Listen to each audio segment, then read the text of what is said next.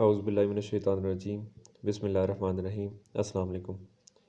आज के इस लेक्चर 13 के अंदर हम दो फंगस डिस्कस करेंगे, एक एस्टीलैगो और दूसरा फाइलेक्टीनिया। सबसे पहले एस्टीलैगो की क्लासिफिकेशन डिस्कस करते हैं।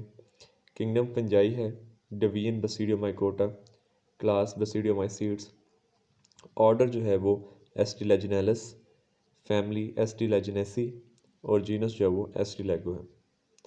अक्रंस के हवाले से इसको डिस्कस कर लेते हैं कि इनको कॉमनली स्मट कहा जाता है और ये जो ग्रासेस होती हैं उनकी ओवरीज़ के अंदर जो है वो अटैक करती है। ये अभी हम इसके लाइफ साइकिल के अंदर भी ये बात दोबारा से देखेंगे। और ये जो पूरे का पूरा जो ईयर होता है, ईयर से मुराद यहाँ पर सिट्टा है, लाइक वीट गंदम जो होती है उसका एक सिट्टा होता है, तो ये पूरे सिट्टे को जो है वो डिस्ट्रॉय कर सकती है। और वहाँ पर जो है वो ब्लैक कलर के पाउडरी स्पोर्स जो हैं वो बनना शुरू हो जाते हैं। अब इसकी मुख्तलिफ स्पीशीज़ हैं, लाइक एस्टीलैगो ट्रिटिसी जो है वो वीट के ऊपर अटैक करती है, एस्टीलैगो एविना जो है वो ओट्स के ऊपर अटैक करती है, एस्टीलैगो न्यूडा जो है वो बारले के प्लांट के ऊपर अटैक करती है, और एस्टीलैगो जी जो है वो मेज़ के प्लांट्स के ऊपर जो है वो अटैक करती है। तो मुख्तलिफ स्पीशीज़ जो है वो मुख्तलिफ प्लांट्स के ऊपर अटैक करती है। इनका वेजिटेटिव स्ट्रक्चर बहुत ही सिंपल है। इनमें मोनोकैरियोटिक और डाइकैरियोटिक दोनों तरह के हाइफी होते हैं और वो सेप्टेट होते हैं, ठीक है, मतलब कि सिंगल न्यूक्लियस वाले भी और दो न्यूक्लियस वाले भी। फ़र्क सिर्फ इतना है कि जो स्टार्ट के ऊपर माइसीलियम बनता है वो मोनोकैरियोटिक होता है और वो काफ़ी थोड़ी देर के लिए होता है, शॉर्ट लिव्ड होता है। बाद में उसी से जो है वो सेकेंडरी माइसीलियम बनता है, और जो सेकेंडरी माइसीलियम बनता है एक्चुअल में वो डाइकैरियोटिक होता है, मतलब कि उसके अंदर दो दो न्यूक्लियस जो है वो मौजूद होते हैं। और उसी डाइकैरियोटिक जो सेकेंडरी माइसीलियम है उससे आगे चल के क्लेमाइडोस्पोर्स बनते हैं, जिससे वो पूरा जो इनका लाइफ साइकिल है वो रन होता है। उसके अलावा इनके स्ट्रक्चर्स के अंदर हॉस्टोरिया भी हो सकते हैं। अब हॉस्टोरिया क्या है? हॉस्टोरिया वो स्पेशल टाइप ऑफ हाइफी होते हैं जो इनके होस्ट में से इनको न्यूट्रिएंट्स अब्जॉर्ब करने में हेल्प करेंगे, उनको हम हॉस्टोरिया कहते हैं। तो ये पेपर पॉइंट ऑफ व्यू से भी इम्पोर्टेंट है एस्टीलैगो। ये यहाँ पर हमने इसका लाइफ साइकिल जो है वो ड्रा किया है और नेक्स्ट स्लाइड के अंदर इस पूरे लाइफ साइकिल को जो है वो एक्सप्लेन किया गया। तो हम इसको डायग्रामेटिकली पढ़ लेते हैं यहाँ पर।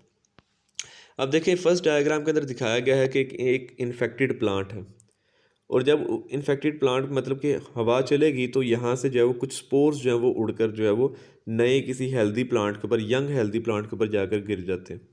इन स्पोर्स को हम दो नाम दे सकते हैं, क्लेमाइडोस्पोर्स भी कहते हैं, इन्हें हम टिलियोटोस्पोर्स भी कहते हैं।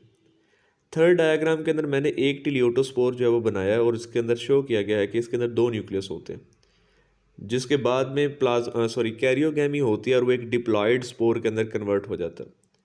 फिर उसी डिप्लॉयड टिलियोटोस्पोर के अंदर मियोसिस का प्रोसेस होता है और उसमें उसकी वजह से चार न्यूक्लियाई जो वो बन जाते हैं।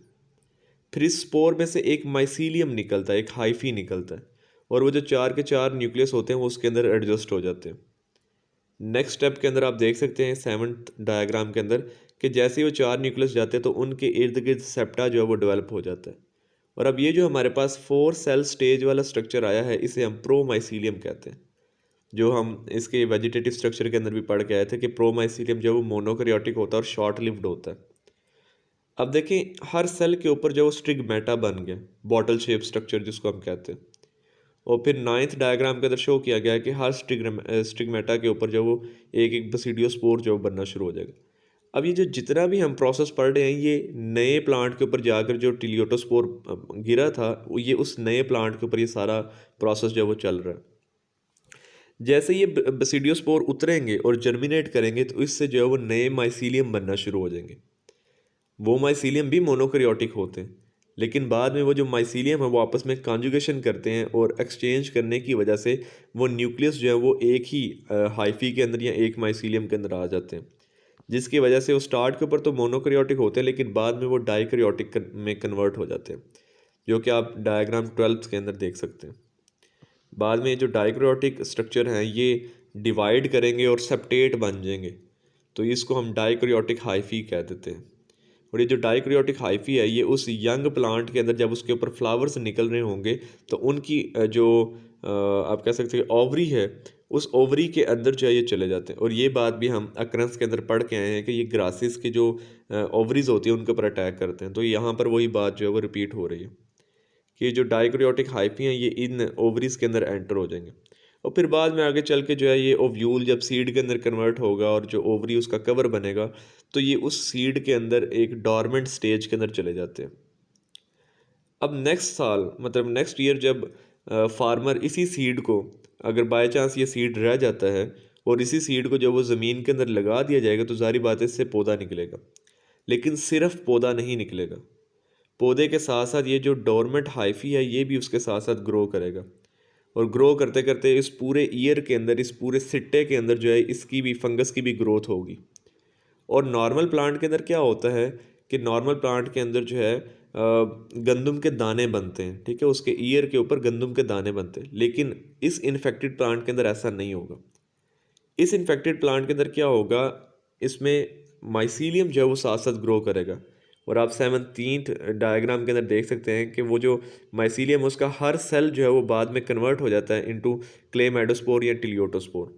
और अगेन फिर से ये इन्फेक्टेड प्लांट होगा और फिर से हवा चलेगी और इस तरीके से ये लाइफ साइकिल जो है वो हर साल जो है वो रिपीट होता रहता है। अब अक्सर का स्टूडेंट के जहन में आता है कि क्या इनको ख़त्म करने का कोई तरीक़ेकार नहीं है। तो इसके वाले से सिर्फ एक बात मैं यहाँ पर आपके साथ शेयर कर दूँ कि जो इन्फेक्टेड प्लांट होता है वो हेल्दी प्लांट से कुछ देर पहले ही निकल आता है और मतलब ग्रो कर जाता है। और उसका जो हाइट होती है वो दूसरों से थोड़ी ज़्यादा होती है। तो अगर फार्मर जो है या जो भी किसान वगैरह वो अगर एफर्ट करे तो वो जाकर इन प्लांट्स को पहले निकाल सकता है, इससे पहले कि ये स्पोर्स जो हैं वो फैल जाएँ दोबारा, ठीक है। तो ये आइडेंटिफाई किए जा सकते हैं। अच्छा जी, नेक्स्ट जो है जो भी बातें हमने डायग्राम के अंदर पढ़ी हैं वो यहाँ पर पूरी जो है वो डिटेल के साथ यहाँ पर लिख दिया, स्टेप बाय स्टेप सारे जो स्टेप्स हैं उनको पॉइंट्स की शक्ल में बना दिया गया है। तो इसको भी जो है वो हम स्टडी कर सकते हैं। लास्ट के ऊपर स्मट डिजीज़ दो तरह की होती हैं, एक होती है लूज स्मट और एक होती है कवर्ड स्मट, ठीक है। अब लूज स्मट में क्या होता है कि जो स्पोर्स होते हैं वो किसी भी मेम्ब्रेनस स्ट्रक्चर से कवर नहीं होते। मतलब जैसे ही हवा चलती है तो ये इजीली डिस्पर्स हो जाते हैं, लाइक जो अभी हमने वीट का पढ़ा है, ठीक है। इसको हम लूज स्मट ऑफ वीट भी कहते हैं। ये जो लाइफ साइकिल हम पढ़ के आए हैं, इसकी जो डिजीज़ होती है इसे हम लूज स्मट ऑफ वीट भी कहते हैं। उसके अलावा एक और टाइप है कवर्ड स्मट। अब ये उससे ऑपोजिट है, मतलब कि इसके अंदर जो स्पोर्स होते हैं वो मेम्ब्रेनस स्ट्रक्चर से कवर होते हैं और डायरेक्टली जो है वो एक्सपोज नहीं होते। मतलब कि अगर हवा चलेगी तो उसमें से स्पोर्स नहीं निकल सकते। तो इसके लिए क्या होता है कि ग्रेन की जो पहले वाल है वो रप्चर होगी और फिर उसमें से स्पोर्स निकलेंगे। और यहाँ पर गलती से एग्जाम्पल के अंदर वीट लिखा गया है, लेकिन आप वीट को कट करके यहाँ पर शुगर केन लिख दीजिएगा, ठीक है। वीट के अंदर तो लूज स्मट होता है, तो शुगर केन जो है उसके अंदर कवर्ड स्मट जो है वो आता है। तो ये एग्जाम्पल आप चेंज कर लीजिएगा। एस्टिलैगो के बाद अब हम अपनी दूसरी जो फंगस है उसको स्टडी करने लगे, फाइलेक्टीनिया। पैटर्न सेम होगा कि पहले हम क्लासिफिकेशन डिस्कस कर लेते हैं और ये भी बहुत ही सिंपल जो है वो फंगस है। अगर हमने पहला कोई एस्कोमाइकोटा पढ़ा हुआ है तो बिल्कुल सेम चीज़ें इसके अंदर भी हैं, बस थोड़ा सा स्ट्रक्चर का फ़र्क आता है और वो स्ट्रक्चर की डायग्राम से हम उसको देख सकते हैं। किंगडम जो है वो फंजाई है, फाइलम एस्कोमाइकोटा है, क्लास लियोटीमाइसीड्स है, ऑर्डर एरिसीफेलस, फैमिली एरिसीफेसी और जीनस जो है वो फाइलेक्टीनिया है। अब फाइलेक्टीनिया की जो है वो मुख्तलिफ स्पीशीज़ हो सकती है, उनमें से सिर्फ एक स्पीशी का यहाँ पर हम डिस्कस करने लगे हैं, फाइलेक्टीनिया दिलबर्जिया। दिलबर्जिया जो है वो एक्चुअल के अंदर हम कहते हैं शीशम को, ठीक है। दिलबर्जिया सिसु जो है वो शीशम को कहते हैं। तो ये जो फंगस है ये उस शीशम के जो पत्ते होते हैं उनके ऊपर ग्रो करता है, ठीक है। और याद रखिएगा कि ये जो ओब्लिगेट पैरासाइट है, ओब्लिगेट पैरासाइट वो होते हैं जो सिर्फ होस्ट के ऊपर ही ग्रो करते हैं, उसके अलावा उनकी ग्रोथ जो है वो पॉसिबल नहीं होती, ठीक है। इसी तरीके से अभी ये जो हमने लूज स्मट ऑफ वीट पढ़ा है, एस्ट्रीलैगो पढ़ा है, एस्ट्रीलैगो भी एक ओब्लिगेट पैरासाइट है, ठीक है। मतलब कि ये भी जो है वो बगैर होस्ट के सर्वाइव नहीं कर सकता, इसको लाइफ साइकिल कंप्लीट करने के लिए जो है वो होस्ट चाहिए होता है, ठीक है। तो यहाँ पर हम देख सकते हैं कि जो स्पेसिमन्स हैं, मतलब कि जो फाइलेक्टीनिया के अगर आपने कलेक्शन करनी है तो शीशम के जो पत्ते घिरे होते हैं तो उनके ऊपर ये फंगस काफ़ी जो है वो ग्रो हुई दिखाई देती है। स्ट्रक्चर के हवाले से अगर हम देखें तो इनका जो माइसीलियम है वो लीव्स की सरफेस के ऊपर एक वाइटिश कवरिंग जो है वो बना देता है और इनके हाइफी से जो है वो शॉर्ट ब्रांचेस निकलती हैं जिनको हम हॉस्टोरिया कहते हैं। और वो जो हॉस्टोरिया होते हैं वो इन लीव्स के स्टोमेटा के अंदर जो है वो क्या कर सकते हैं, एंटर हो सकते हैं, ठीक है। उनके एपिडर्मल सेल और उनके मीजोफिल सेल्स के अंदर एंटर होते हैं। और ऑस्टोरिया का फंक्शन हम पढ़ चुके हैं कि ये होस्ट टिश्यू से फूड को अब्जॉर्व करने में हेल्प करता है। इनके जो हाइफी होते हैं वो हाइलिन होते हैं। और ब्रांच्ड होते हैं और साथ में सेप्टेट होते हैं। अब हाइलिन हाइफी से क्या मुराद है? हाइलिन हाइफी से मुराद ये है कि अगर हम इनको माइक्रोस्कोप के नीचे देखेंगे तो इनके अंदर जो फैट्स हैं और उनकी तादाद थोड़ी सी ज़्यादा होती है। या हाइलिन जो वर्ड है वो ज़रा शाइनी चीज़ के लिए इस्तेमाल किया जाता है, तो ये माइक्रोस्कोप के हवाले से इसके लिए जो है वो टर्म इस्तेमाल की जाती है कि इनके अंदर जो जब इनको देखा जाता है तो एक इनके अंदर शाइन होती है due to presence of fats, तो डेट्स वाई इनको अब हाइलिन हाइफी कहते हैं। ठीक है, और अगेन लीव्स के ऊपर इन्होंने पूरा एक वाइटिश मैट जो है वो बनाया होता है। ठीक है, जो डिजीज़ वगैरह होते हैं उसको हम देख सकते हैं। ए सेक्शुअल रिप्रोडक्शन बिल्कुल सिंपल है जी। इनके अंदर कोनिडिया बनेंगे। अगेन वर्ड हाइलिन आ रहा है, तो हाइलिन मतलब कि जो शाइनी होता है, वाइटिश होती है, उसको आप जो है ना वो हाइलिन कहते हैं। यहाँ पर ज़्यादातर जो वर्ड मतलब कि हाइलिन इस्तेमाल हो रहा है वो इसके वाइटिश कलर की वजह से इस्तेमाल हो रहा है। ठीक है, तो हाइलिन कोनिडिया। अब कोनिडिया जो इनके अंदर बनता है उसकी दो लेयर्स होती हैं, एक आउटर लेयर है और एक इनर लेयर है। जो आउटर लेयर होती है वो स्मूथ होती है और थिन होती है। ठीक है, और जो इनर लेयर होती है वो कंपैरेटिवली जो है वो थिक होती है। ये जो कोनिडिया है ये किन के ऊपर बनते हैं? सिंपल बात है, कोनिडियोफोर्स के ऊपर बनेंगे। और ये जो कोनिडियोफोर्स हैं ये उस होस्ट स्टोमेटा से जो है वो बाहर आ रहे होते हैं। ठीक है, थोड़े से जो है वो स्पिंडल शेप होते हैं और ब्लंट एंड्स जो है ना वो होते हैं। अब कोनिडियम क्या करता है, यहाँ से डीटैच होता है और गिरता है, मतलब फॉल करता है। एक बात याद रखिएगा कि इनके अंदर जो है वो कोनिडिया चेन फॉर्म में नहीं होते, सिंगल कोनिडिया बनते हैं, मतलब कि वो उतरते जाते हैं और नए जो हैं वो बनते जाते हैं। और इन फाइलेक्टीनिया की वजह से एक डिजीज़ हम यहाँ पर पढ़ रहे हैं, पाउडरी माइल्ड्यूल। अगेन इसका नाम शो कर रहा है कि जब ये किसी भी प्लांट को इन्फेक्ट करेगा तो उसके ऊपर पूरा एक पाउडरी लेयर जो है वो बन जाएगी। ठीक है, ये फंगस के हवाले से जब हम पढ़ेंगे, इकोनॉमिक लॉसेस पढ़ेंगे, तो उसके अंदर भी ग्रेप्स के अंदर भी पाउडरी माइल्ड्यू की जो डिज़ीज़ है वो होती है। ठीक है, तो इसी तरीके से जो है वो यहाँ पर हम दिलबर्जिया सिसु के हवाले से भी, या शीशम का जो पौधा है उसके हवाले से भी ये कह सकते हैं। ठीक है, इनके कोनिडिया से एक जर्म ट्यूब बनती है, जो जब मतलब कि जब इनके अंदर जर्मिनेशन होती है तो उसमें से जर्म ट्यूब बनती है, और वो जो जर्म ट्यूब है वो नए लीव्स को क्या कर सकता है, इन्फेक्ट कर सकता है। तो एक सिंपल सा इसका ए सेक्शुअल रिप्रोडक्शन के हवाले से यहाँ पर देखें, ये वो स्ट्रक्चर है जो सेक्शुअल रिप्रोडक्शन के अंदर इस्तेमाल होता है। इसको हम क्लाइसोथीकियम कहते हैं। क्लाइसोथीकियम के अंदर आप हमें जो है वो 3 से 4 चीज़ें दिखाई दे रही हैं कि जो इसकी आउटर कवरिंग है वो सूडो पैरेन्काइमेटस टिश्यू से बनी होती है। ठीक है, इनके अंदर जो है वो एस्कस होते हैं और इन एस्कस के अंदर जो है वो एस्कोस्पोर्स बन रहे होते हैं। लेकिन इनके हवाले से ख़ास बात ये याद रखिएगा कि नॉर्मली जो हम पहले पढ़ के आए हैं एस्कोमाइकोटा, उनके एस्कस के अंदर 8 एस्कोस्पोर बनते हैं जो उनका करेक्टर होता है। लेकिन फाइलेक्टीनिया के अंदर 2 या 4 बनते हैं, 8 जो एस्कोस्पोर्स हैं वो नहीं बनते। ये थोड़ा सा इसका डिफरेंस है। और जो इसकी मेन करेक्टरिस्टिक स्ट्रक्चर है वो हमेशा आपने याद रखनी है, उसके हवाले से एमसीक्यू भी आ सकता है। ये जो आपको नीचे अपेंडिज दिखाई दे रहे हैं, ये इसके क्लेसोथीकियम के साथ इसकी ख़ास बात ये है कि ये इसके साथ अपेंडिजेस ये अटैच होते हैं। और अपेंडिज जो है ये बॉटल लाइक है, मतलब कि इनका जो बेस है वो थिक होता है और फिर जो है वो इसमें से एक थिन नेक लाइक स्ट्रक्चर जो है वो निकलता है। इसको हम क्राउन भी कहते हैं। ठीक है, ये आगे चल के डिटेल के साथ यहाँ पर लिखा हुआ है। ये देखिए, सेक्सुअल रिप्रोडक्शन को एक दफ़ा पढ़ लेते हैं। सेक्सुअल रिप्रोडक्शन लेट समर के अंदर स्टार्ट होती है। इसके जो हाइफी हैं वो एक्टोफाइटिक माइसीलियम शो करते हैं। अब अगेन एक्टोफाइटिक माइसीलियम मतलब कि जो सरफेस से बाहर बाहर रहेगा और हॉस्टोरिया की मदद से जो है वो अपनी खुराक जो है वो हासिल करते हैं। अच्छा, जब इनमें सेक्सुअल रिप्रोडक्शन होती है तो उस वक्त कुनीडिया की जो प्रोडक्शन है, मतलब कुनीडिया फोर्स के ऊपर जो कुनीडिया बनना है वो बंद हो जाते हैं। यंग क्लेसोथीकिया जो है वो डेवलप होना शुरू हो जाता है माइसीलियम के ऊपर।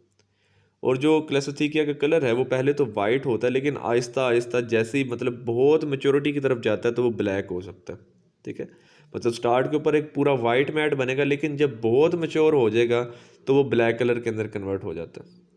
और ये जैसे सेक्सुअल रिप्रोडक्शन की स्टिमुलस मिलती है तो इसकी वजह से ये जो फ्रूटिंग बॉडी है जिसे हम क्लेसोथीकियम कह रहे हैं ये बनना शुरू हो जाता है। इसके अंदर भी सेक्सुअल रिप्रोडक्शन मतलब दो चीज़ें ही इस्तेमाल होंगी।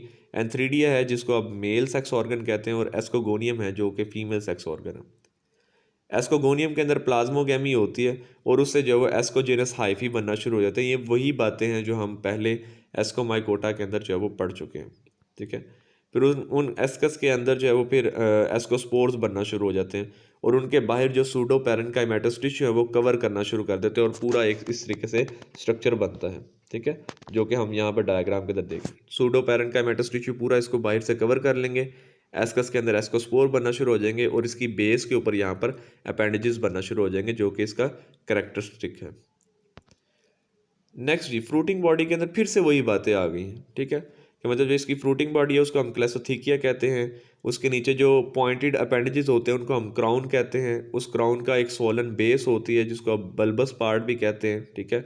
उसके अलावा जो इनके एस्कस हैं या एस्काई हैं उनके अंदर 2 से लेकर 4 तक एस्कोस्पोर्स होते हैं। तो ये मतलब कि वही बातें जो वो रिपीट हो रही है।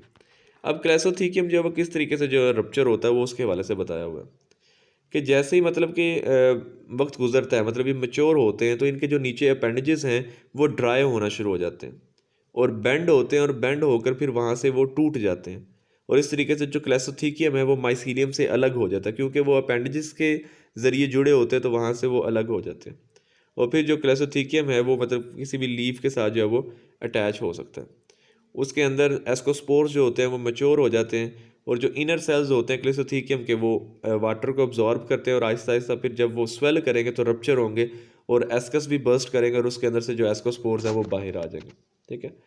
तो ये मतलब कि बहुत ही सिंपल सा था ये फाइलेक्टीनिया के हवाले से जो हमने पढ़ा है, ठीक है।